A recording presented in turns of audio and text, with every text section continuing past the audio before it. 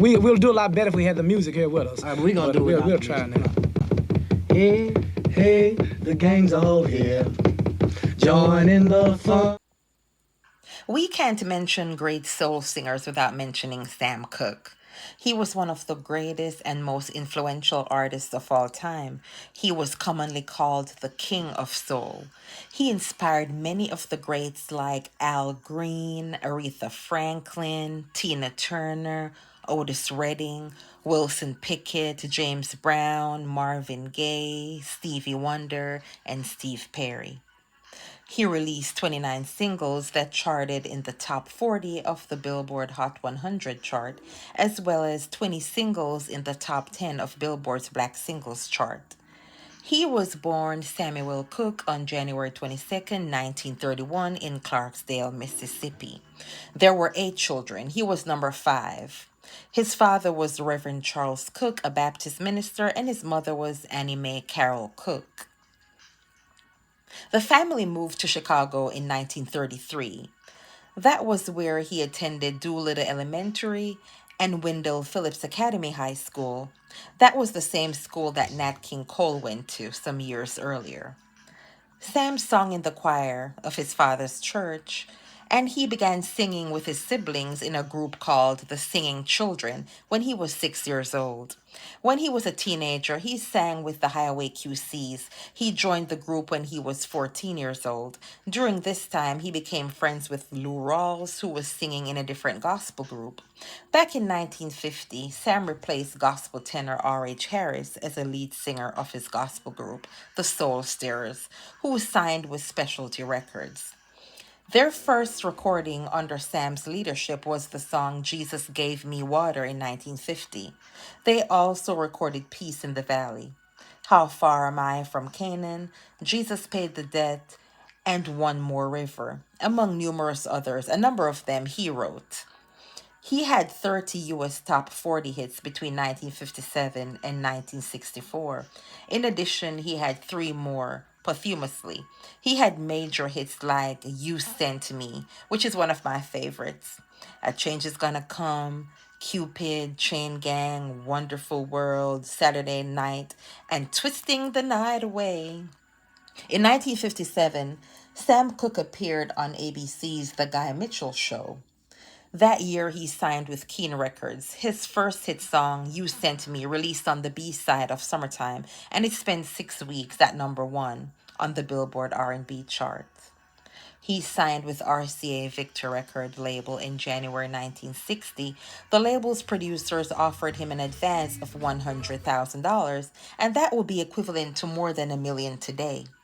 His RCA Victor singles, Chain Gang, reached number 2 on the Billboard Pop chart, followed by more hits, including Sad Mood, Cupid, Bring It On Home to Me with Lou Rawls singing background vocals, Another Saturday Night, and Twisting the Night Away.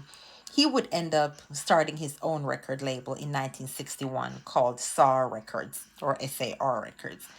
The label soon included the Sims twins, the Valentinos, which consisted of Bobby Womack and his brothers. Speaking of Bobby Womack and his brothers, there is a story about Bobby Womack and Sam Cooke. I have the story on here. That story is crazy. Check it out. On December 11th, 1964, Sam Cooke would be shot and killed in a suspicious way. The story goes Sam was having dinner with producer Al Schmidt and his wife at Martoni's restaurant. People kept stopping by the table, interrupting their conversation. Sam eventually got pulled away to the bar. When their order arrived, Al went to Sam and found him laughing with a group of friends and music business associates. Sam was paying for the food and he flashed a wad of bills, which looked like thousands of dollars. Sam Cooke's friends and restaurant employees said he had thousands of dollars on him, estimated to be around 5,000. That will probably be around or close to $50,000 today. He told Al that he and his wife should go ahead with their meal. He picked up a 22-year-old woman, Eliza Boyer, near the bar at the restaurant. Before long, they were cozied in a booth. They were cozied up in the booth. He drove her in his brand new Ferrari and went to a nightclub called PJ's, then later to a motel. She claimed that he took her to the motel against her will. She said Sam was speeding down Santa Monica Boulevard. She told the police that she asked Sam to take her home and he wouldn't. She said he told her not to worry, he just wanted to go for a little ride. Then she claimed he started stroking her hair and told her how pretty she was. She claimed instead of him taking her home, he drove her to the Hacienda Motel. She claims she did not want to go to a motel. She allegedly stayed in the car while he went to get them checked in, and he checked in using his correct name. When the hotel worker, Bertha Franklin, saw Eliza in his car, she allegedly said they need to register as Mr. and Mrs. Now, why didn't she leave the car while Sam was inside checking them in? She said she didn't want to be there, right? Allegedly. After checking in, he allegedly drove to the back of the hotel to get to their room. Eliza claimed that he dragged her into the room, pinned her on the bed, and started tearing off her clothes. She told the police that she knew he was going to SA her. She claims she went into the bathroom and tried to lock the door, but she couldn't because the latch was broken. Then she claims she tried to get out through the window, but the window was painted shut. So she came out of the bathroom and claimed Sam was undressed. She said he groped her and then he went into the bathroom. She claimed when he was in the bathroom, she left the motel with her clothes. She also took most of his clothes. She claimed she ran to the night manager's door and knocked and didn't get an answer. She said she ran half a block and dumped the clothes on the ground and got dressed. Sam's clothes was mixed in with hers, and she left his clothes on the ground. Then she found a telephone booth and called the police and allegedly told them that she was kidnapped. I've never heard anyone say they believe that story she told.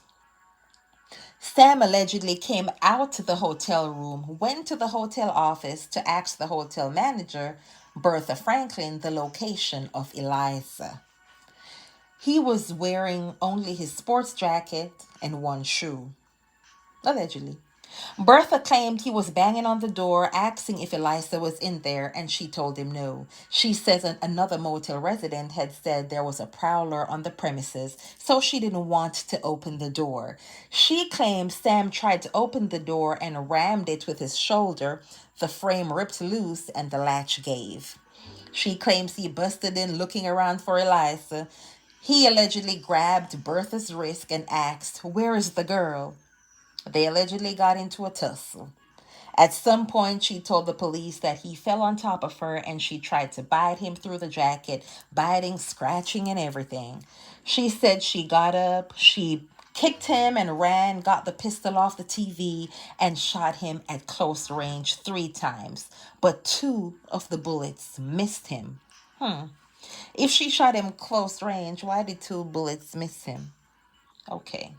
Sam fell back and she said his words were, "Lady, you shot me." She claims that he got up again and ran at her. She hit him over the head with a broom handle. This time he stayed down. When the police arrived, Sam was dead. Many found this whole story suspicious, including me. Now the word is that Sam had thousands of dollars that night. After he was shot, he was found with $108 in the pocket clip inside his jacket pocket. It is said that the missing money was never recovered. Bertha Franklin was cleared of any wrongdoing after a 1964 coroner's juror ruled his death as a justifiable homicide. Does the story of how Sam died make any sense? Or was it a setup? Sam's ending is so heartbreaking. I believe this was a senseless killing. Sam Cooke was a man with great talent who deserved to still be here. Rest in peace, Sam Cooke, King of Soul.